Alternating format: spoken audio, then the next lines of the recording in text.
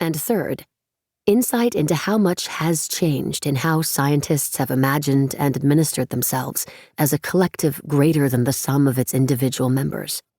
Quite aside from the value of understanding how current arrangements came about, the recognition that these are neither inevitable nor essential to science can be liberating. Thinking about the governance of science as a work in progress can open the door to further progress. Governance is a word of relatively recent currency, with a steep rise in usage after about 1985.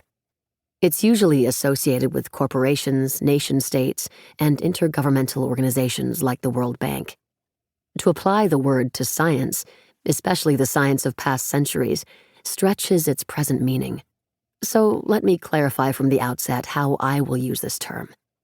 Like any other organized human activity that exists to achieve certain goals, the governance of science combines an internal ethos, nowadays most enduringly instilled during doctoral and postdoctoral studies, with external incentives, e.g. academic promotion, and sanctions, e.g. forced retraction of flawed or fraudulent journal articles.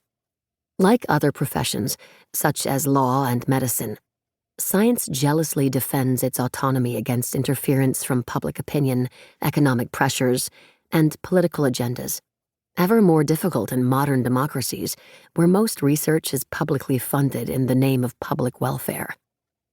But unlike corporations, governments, or the traditional professions, the governance of science is notably informal, at times even chaotic, and consensual.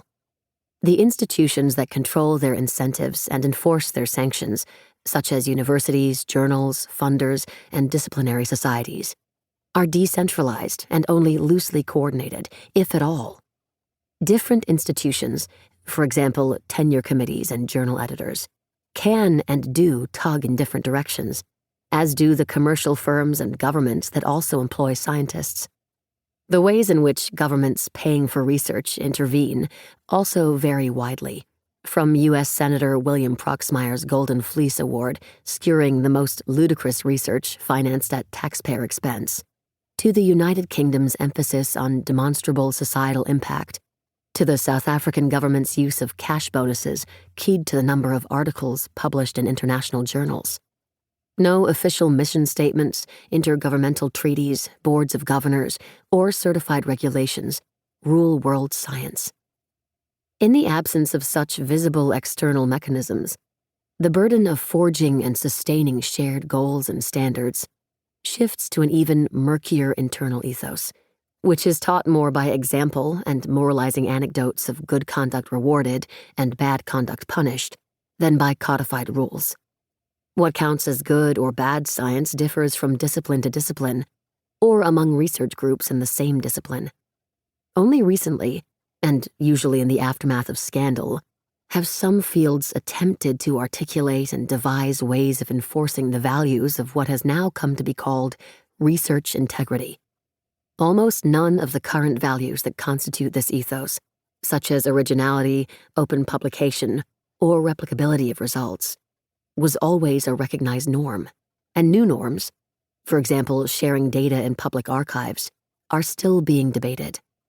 The ethos of science has always been and remains a ragged patchwork, one that has been stitched and restitched many times over several centuries. Yet somehow, what looks to an outside observer, and some insiders, like a free-for-all, holds together and gets things done. Still more impressively, consensus gradually crystallizes out of ferocious controversy. Much has been written by philosophers, historians, sociologists, and scientists themselves about the shared standards of acceptable evidence and conduct that make this minor miracle of order out of chaos possible. The question this book addresses is a different one. Not what those standards are or how they evolved, but how they came to be shared. The precondition for governance, whether by institutions or ethos or both, is a collective whose members acknowledge its existence and the legitimacy of its claims upon them.